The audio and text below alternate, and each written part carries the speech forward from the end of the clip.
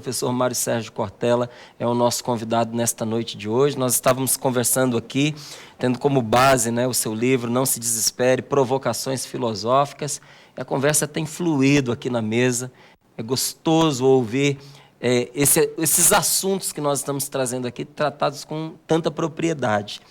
E eu até contava aqui para o professor, durante o nosso intervalo, que nesses dias eu fui abordado por um telespectador da Canção Nova, uma pessoa muito querida, o meu abraço para ele, inclusive. Ele dizia, nossa, é impressionante, não é? Essas pessoas que vão lá no Papo Aberto, são pessoas tão inteligentes, tão preparadas, falam tão bem, fazem parecer fácil aquilo que é difícil. E quando a gente olha para um homem como o senhor, professor, a gente fica procurando saber de onde é que busca esses conhecimentos, qual é a fonte, como foi a pergunta que acho que São Boaventura fez para um santo, qual é a fonte da qual você bebe, né? Então, o que é que um filósofo lê? Qual é a literatura que você aprecia? Você lê o quê? Lê só filosofia? Lê o trabalho dos seus colegas de profissão, dos seus amigos, professores filósofos? O que um professor de filosofia com tantos anos de carreira lê? Bom, eu tenho 40 anos nessa trilha, né? Uma parte dele logo no início como estudante de filosofia e 36 anos na docência. Portanto, para ensinar é preciso estudar. Só é um bom ensinante quem for um bom aprendente. Se eu não for um bom aprendente, eu não consigo ser um bom ensinante. Isso significa que nesses 40 anos mais recentes, eu venho estudando de tudo: teologia, filosofia, física, matemática, biologia. E leio aqueles que escrevem coisas que vêm ao encontro do que eu desejo, mas leio também aqueles que vêm de encontro ao que eu penso. Porque se eu ficar apenas no terreno daquilo que eu já penso, eu vou continuar pensando do mesmo modo que já pensava e, portanto, eu fico reduzindo meu repertório. E eu gosto de ler pessoas que não pensam como eu e gosto de ler também alguns que pensam contra mim. Não porque isso me dê algum prazer de natureza sádica, mas porque isso me oferece a capacidade de ter algo decisivo, que é a humildade. À medida em que eu encontro argumentos que sejam inteligentes e que confrontem aquilo que eu já penso, eu saio de dentro da mesmice. Não é casual, por exemplo, que você encontre, pegando alguém como Jesus de Nazaré, que é um homem que gostava de discutir, gostava de debater. E não gostava de debater apenas e tão somente com quem como ele pensava, porque isso limitaria o repertório. Por isso, o que eu leio? Literatura, muito literatura, romance, eu tenho uma fixação de prazer puro por biografias, de maneira geral, história, história em grande estilo. Gosto muito, muito mesmo, de dicionários, porque na área de filosofia eu entrei um pouco para a etimologia, para a origem das palavras. Então, se você olhar, eu tenho uma biblioteca que tem 6.000 livros, mas fica às minhas costas, que é uma parte de nós no escritório, você tem a mesa de trabalho e uma pequena biblioteca às costas. Nas minhas costas ficam os meus dicionários de etimologia, dicionário de latim, dicionário de grego, dicionário histórico, dicionário da Bíblia, dicionário de árabe, etc, etc. Por quê? Porque eu gosto destas percepções. E aí, esse estudo ele vem mesmo desse modo. Agora, não basta ler muito para falar. É preciso, para falar bem, falar bastante. E eu conto uma coisa num livro, eu tenho um livro chamado Viver em Paz para Morrer em Paz. Parênteses, só é possível morrer em paz se você viver em paz. E viver em paz não é viver sem encrenca, sem dificuldade, sem problema. Viver em paz é viver com a certeza que não está tendo uma vida banal, fútil, inútil, superficial, ou como diz lá o livro do Apocalipse, uma vida morna. Lá no capítulo 3, versículo 15 e 16 está lá: Deus vomitará os mornos. Tem gente que acha que uma vida equilibrada é uma vida morna, que não é quente nem fria. Ao contrário. Por isso, viver em paz não é viver sem encrenca, como eu dizia, mas é viver com a certeza que não está tendo uma vida desperdiçada. Porque a vida é uma sacralidade tamanha que desperdiçá-la com tolices é algo que significa atirar fora nossa maior capacidade de dom, de propriedade, de capacidade de vida. Ora, e eu conto nesse livro, Viver em Paz para Morrer em Paz, às vezes as pessoas me perguntam, onde você aprendeu a falar? E aí eu conto uma coisa que tem a ver até com igreja. Eu nasci em Londrina, como disse, e me mudei para São Paulo com a família no dia 27 de dezembro de 1967. Quem é mais idoso e nos assiste, idoso ou idosa, se lembra que foi nesse momento que, terminado o Concílio Vaticano II, a Igreja no Brasil, a Igreja Católica, passou a reordenar o modo do culto. Uma das formas anteriores, até o ano anterior, 1966, é que a missa era sempre em latim, com o sacerdote de costas para o povo. A partir do final do Concílio Vaticano II, com o Papa Paulo VI, o culto passou a ser no idioma nativo, local daquele país, e com o sacerdote de frente. O que isso tem a ver comigo? Porque eu me mudei para São Paulo, minha família é de tradição católica, e eu vim viver na capital paulista, na Avenida Angélica, próxima à Rua Maranhão, onde tem uma igreja, a Igreja Santa Terezinha. Foi lá que eu conheci Escapulário, Teresa d'Ávila, o Menino Jesus de Praga, etc, etc. Pois bem, primeiro domingo, mudamos para São Paulo numa sexta-feira. Primeiro domingo vou eu à igreja assistir a missa. Sentei na primeira fileira. São Paulo, cidade grande, igreja que eu nunca tinha visto. Começa, ouça o padre, a missa dizendo: hoje nós vamos introduzir uma mudança que vem vindo nos novos tempos da igreja, e a partir de hoje nós teremos sempre um leigo também fazendo alguma leitura. E por isso uma das cartas será lida por um leigo. Menino, sobe aqui e leia, por favor. Eu tinha duas possibilidades naquele momento. A primeira era fazer o que eu queria, que era sair correndo. A segunda era ficar vermelho, como eu fiquei, e subir. E eu subi tremendo até o altar. E eu me lembro que era uma carta de Paulo aos Tessalonicenses. Um menino de 13 para 14 anos não lê jamais Tessalonicenses, certo? E eu consegui. No domingo seguinte, o que eu fiz? Sentei mais ao fundo da igreja. Falei, esse padre vai me chamar outra vez, certo? Aí ele começou a me dizendo, como nós começamos já essa semana, etc., né, preciso fazer uma leitura, um leigo fará. Virou e falou assim, menino, você que leu domingo passado, né, sobe aqui. No terceiro domingo, sabe o que eu fiz? Eu comecei a ler em casa no sábado qual seria a leitura. No quarto, eu já estava me oferecendo. No quinto, eu fazia a leitura da missa das 7, das 8, das 9 e das 10. No sexto, eu comecei, com 14 anos de idade, ter alguma habilidade com o público. Isto é, gente numa igreja, a não tremer com papel na mão, a aprender a entonação de voz quando você vai se comunicar com o público, isto é. De uma certa maneira, se alguém perguntar, né, eu aprendi o começo do modo de expressão, que depois vai me ajudar imensamente na docência, no trabalho de professor, a partir das leituras dentro de um momento específico, né, dentro da Igreja Católica. Isso me ajudou. E foi algo que precisou ser trabalhado no decorrer Trabalhado. Por isso que é uma coisa que me irrita, né, quando alguém vira e fala assim, Cortella, você tem o dom da palavra. Eu digo assim, o seguinte, use dom naquilo que ele tem que ser usado de fato. Mas dizer que eu tenho o dom significa o quê? Que eu não tenho mérito nenhum, que eu não fiz esforço algum, né, que eu passei 40 anos sentado e Deus veio e disse, você vai falar direito? Claro que não. Eu tive que errar, caminhar, fazer. Há um grande pianista brasileiro, né, o Arthur Moreira Lima, um dos nossos maiores pianistas, você o conhece, e há uma história que é muito real disso. Quem é de Minas Gerais sabe que em Belo Horizonte, né, ali na Avenida Afonso Pena, bem no centro de Belo Horizonte, tem um Palácio das Artes. E um dia, o especial Arthur Moreira Lima terminou um concerto maravilhoso, como sempre, e um jovem de uns 20 anos chegou dele e disse, olha, eu gostei demais do que o senhor tocou, eu daria a vida para tocar como o senhor toca. Ele respondeu, eu dei. Certo? Olha só. Eu daria a vida para tocar como o senhor, disse Arthur Moreira Lima. Eu dei a vida, isto é. Eu tive que ficar 30 anos, 9 horas por dia, estudando, fazendo, voltando, ensaiando. A coisa não é tão automática. E assim. falar também é assim. Claro, a mesma coisa. Escrever também. Para se escrever tem que se ler muito. Para se escrever é preciso prestar atenção, é preciso, como eu dizia há pouco, ter humildade para ser corrigido. Por exemplo, esse livro, ele está agora já na sua terceira edição. Na primeira e na segunda edição, né, saiu um erro que eu não tinha notado. Um leitor mandou, né, um e-mail dizendo, há um erro. Em vez de escrever Universidade Católica de Brasília, numa das partes o senhor escreveu Universidade de Brasília. E as siglas são diferentes. Uma é UCB, a outra é UNB. Bom, alguém que fez isso, primeiro, me ajuda imensamente, porque ele prestou atenção. Segundo, permitiu que na terceira edição, que é essa que você tem aqui em mãos, tenha sido corrigido. Há outras coisas que se corrigem também. Erros que a gente comete, ou imprecisão. Ou um leitor que diz, essa frase não ficou clara. E nesta hora é preciso acolher, inclusive, esse tipo de percepção para que se possa fazer melhor.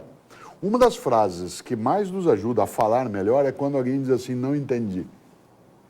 Porque há pessoas que quando alguém diz não entendi, ela faz uma coisa muito estranha, às vezes até tola. Ela repete de novo o que ela tinha dito, dando maior ênfase nas palavras. Então é assim, é igual uma professora de física, um professor diz assim, disse Isaac Newton, os corpos se atraem na razão direta das suas massas e na razão inversa do quadrado da distância entre elas. Aí o aluno fala assim, eu não entendi. Ela fala assim, então olha lá, os corpos se atraem na razão direta das suas massas. Isso não é explicação. É verdade. Isso é a mera repetição com uma ênfase maior na tonalidade que tem. Explicar, e olha que coisa curiosa, né? Quem estudou etimologia sabe, a palavra explicar, ex é para fora. Plique, plicar, plique, né? Pleque, em indo-europeu, é dobra. Por exemplo, uma coisa implicada é aquela que é dobrada para dentro. Uma coisa complicada é aquela que tem várias dobras. Uma coisa duplicada é aquela que tem duas dobras.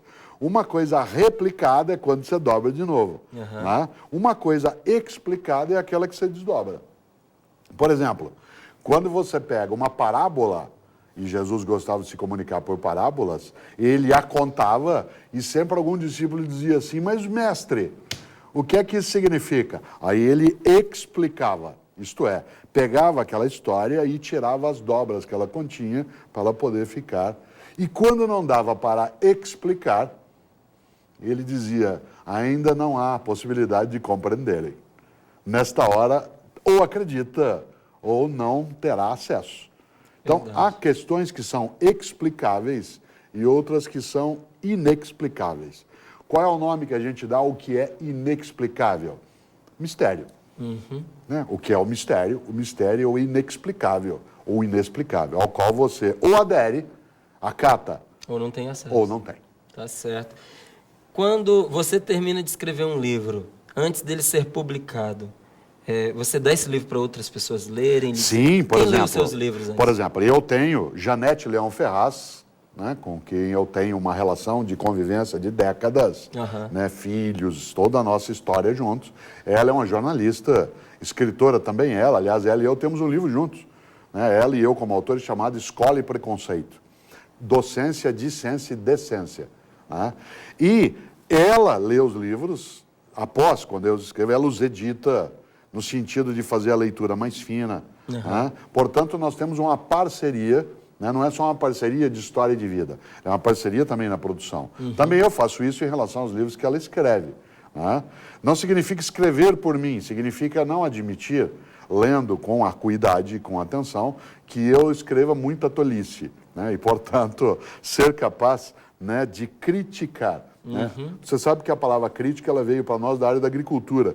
Né? Criterion, no grego arcaico, é separar. Era separar o feijão da pedra, o arroz da palha, o joio do trigo.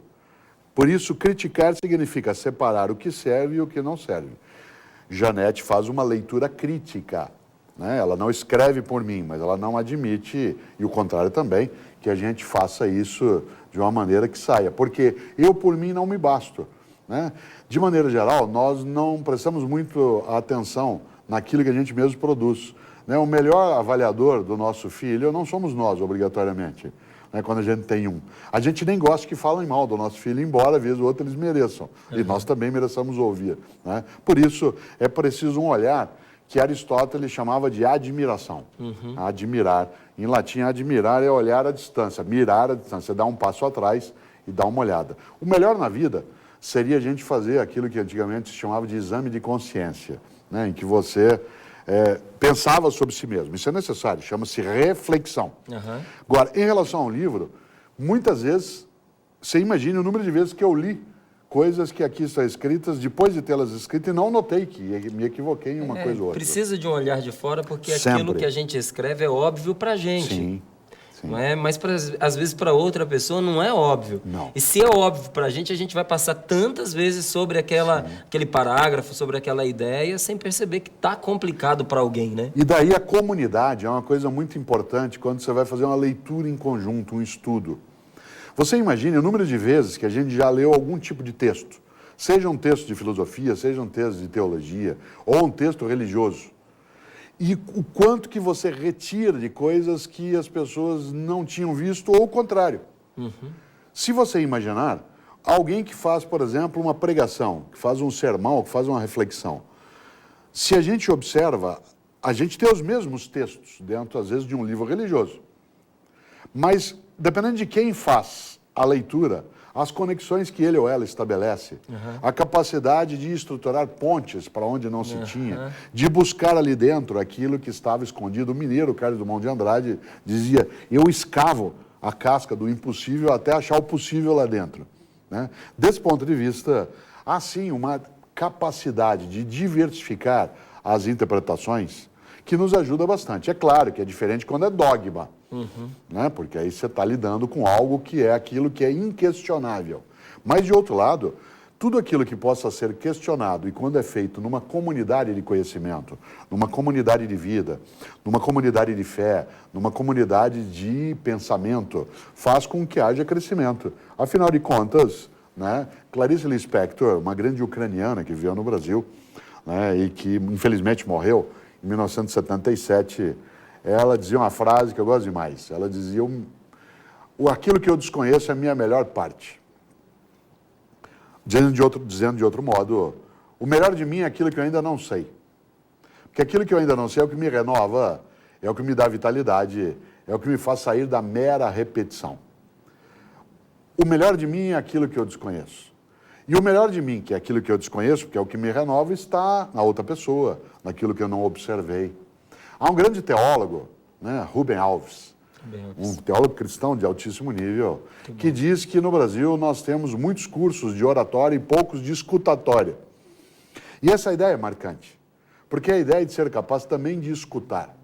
A frase, quem tem ouvidos ouça, ela não é óbvia. Há pessoas que, de fato, ela não é capaz de prestar atenção, embora ela esteja ouvindo. E quando você e eu somos capazes, por exemplo, de prestar atenção no que a pessoa pensa, e especialmente quando não pensa como eu. Porque pensar como eu me faz aderir imediatamente àquele pensamento. Mas e aquele que não pensa como eu? Aquele que discorda de mim? Esse me faz crescer também. Nós temos um hábito, você sabe disso. Nós consideramos que uma pessoa de bom senso é aquela que pensa como a gente. Concorda com a gente. Então, aquela é uma pessoa de muito bom senso, claro, porque ela pensa como eu penso. Nesta hora, é necessário trazer à tona algo que é a diversidade, né, de reflexão. Por isso, eu não posso fazer um livro que não passe por outras percepções. E depois que ele é lido, produzido, ele ainda vai para a editora, e toda boa editora faz isso, e há uma outra leitura. Eu tenho um grande privilégio. Esse livro, por exemplo, que é publicado, como diz, pela editora Vozes, tem como um dos seus leitores, porque ele está no topo dela, Frei Antônio Moser. Né? E, portanto, é alguém que tem uma grande capacidade, ou Frei Volney, né, que são franciscanos de alto, né, estilo para fazer uma leitura, o que me dá uma maior tranquilidade, porque eu sozinho erraria demais. Mas quando eu tenho outros que podem me ajudar a não fazer isso, eu fico muito mais seguro. Tá certo. Eu já vi que você gosta de desdobrar as palavras e dentro de mim, assim, uma vontade de fazer uma pergunta a pedido, né? Filósofo também escreve dicionário de etimologia. Porque é tão bom, né, quando a gente vai à origem das palavras, porque ela abre para a gente uma gama de significados muito grande, né? E eu vou aqui aprendendo e imaginando aquela sua biblioteca atrás de você, de repente compilada por essas suas pesquisas num livro. Mas o que eu vou te pedir é para desdobrar essa palavrinha aqui para a gente, desespere. Pois é. Você sabe que esperança, você conhece, ela tem dentro dela, e eu estou segurando aqui de propósito e cobrindo, né, um radical que é espé. Da onde vem a palavra espirro? Da onde vem a palavra espírito? Da onde vem a palavra sopro? Né? Se você olha na tradição cristã, seja no Antigo Testamento, em que toda vez que Javé vai se manifestar, vem um vento forte, um ruá, né, em hebraico, todas as vezes que o espírito, o sopro, ele vem à tona, a ideia de expés é a ideia de alento. Então, tudo que tem esperança é tudo aquilo que dá vitalidade, que inspira. Há coisas que nos expiram, isto é, tiram a nossa vida ou a nossa vitalidade. Curiosamente, a palavra espírito, ela é utilizada a partir da noção de sopro e ela corresponde, né, a um termo grego clássico que foi utilizado nos escritos, né, dentro da Bíblia cristã, que é pneuma em grego, que a gente escreve pneuma, né, pneuma ou pneuma no grego, que é ar. Certo. Pneumonia, pneumático, pneu, sopro. Se você pega na tradução do livro do Gênesis, a divindade molda o masculino e o feminino e sopra. Ora, o que é esperança? É aquilo que nos faz ter vitalidade. É aquilo que permite que você e eu não desistamos. É aquilo, eu vou usar de propósito, que nos anima. Anima. Anima é a tradução latina do pneuma grego. Né? Nesse sentido, o que nos anima é a capacidade de imaginar que as coisas elas são difíceis, mas não são impossíveis. E nesse sentido, não se desespere, está por trás dessa ideia a noção de esperança ativa, porque existe uma esperança passiva, que é a da pura espera. Paulo Freire, grande educador com quem eu tive a honra de trabalhar 17 anos, foi meu orientador no doutorado, Paulo Freire dizia, preciso ter esperança, mas tem que ser esperança do verbo esperançar, porque tem gente que tem esperança do verbo esperar. Aí eu espero que dê certo, espero que aconteça, espero que resolva. Isso não é esperança, é espera. Esperançar é ir atrás, é se juntar, é não desistir. E aí volta a um ponto. Dante Alighieri, especial florentino, escreveu um texto magnífico sobre o inferno, né, o purgatório e o paraíso. Esse florentino que produz essa obra magnífica, ele é alguém que, como todo mundo, um dia visitando a obra A Divina Comédia, viu, a inscrição na porta do inferno tem a ver com isso. Por quê? Qual é a inscrição na porta do inferno de Dante Alighieri, na obra? Deixai fora toda a esperança vós que entrais. Lasciate fora a esperança e vós que entrate. O que isso significa? O que é o inferno? O inferno é a ausência de esperança. Alguém está no inferno quando ele está desesperado. Atenção, desânimo não é estranho. Algum desalento é aceitável, mas o desespero jamais. Não é casual que o desespero, a ausência de esperança, seja uma falta gravíssima dentro da percepção da teologia e da dogmática. Esperar contra toda esperança. Não é esperança vazia, não é esperança que se fica sentado esperando. É a esperança ativa, que você vai buscar, que você procura, que você constrói. É aquela que Bento de Núrcia, o fundador dos beneditinos, colocou como o dístico da ordem beneditina. Ora e trabalha. Ora e trabalha. Só a oração sozinha, a obra não vem à tona. Só o trabalho sozinho não tem significado. Ora e trabalha. E por isso que a expressão obra tem essa capacidade de impacto. Agora, a obra, de qualquer um e qualquer uma, ela é filha da esperança. E o desespero é, acima de tudo, uma forma de desistência. Tá certo. Tenho certeza que você, acompanhando o nosso programa, acompanhando o nosso bate-papo, já tem a vontade de rever esse programa, de repassar um pouco dessas ideias que foram tratadas aqui. Isso está à sua disposição no YouTube, basta você jogar ali Papo Aberto com o professor Mário Sérgio Cortella. Logo, logo você estará encontrando esse... Já está à sua disposição. É só você acessar, vai poder escutar. E sei que também outras pessoas gostariam de repassar essas ideias, aprofundá-las.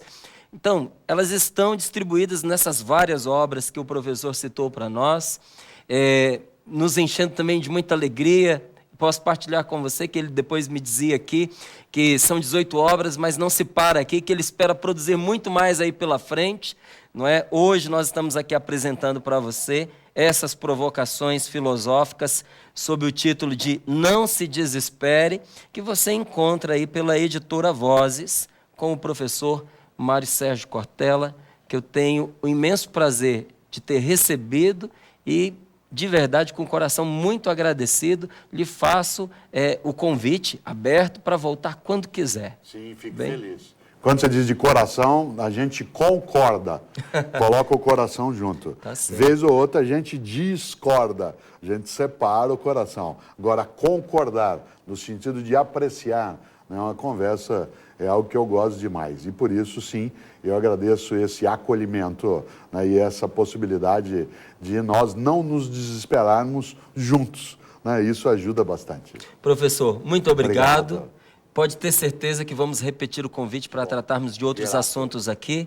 Deus o abençoe. Espero que ele não desista. Ah, tá certo. Olha, muito obrigado também pela sua companhia, porque esse programa, ele tem o valor que tem, porque muitas pessoas o acompanham e podem repassar tudo aquilo que foi falado aqui. Se esse programa serviu para despertar em você o interesse, a atenção sobre esses assuntos e para motivar dentro da sua casa, no seu trabalho, a indagação sobre essas questões, ele já cumpriu o seu objetivo.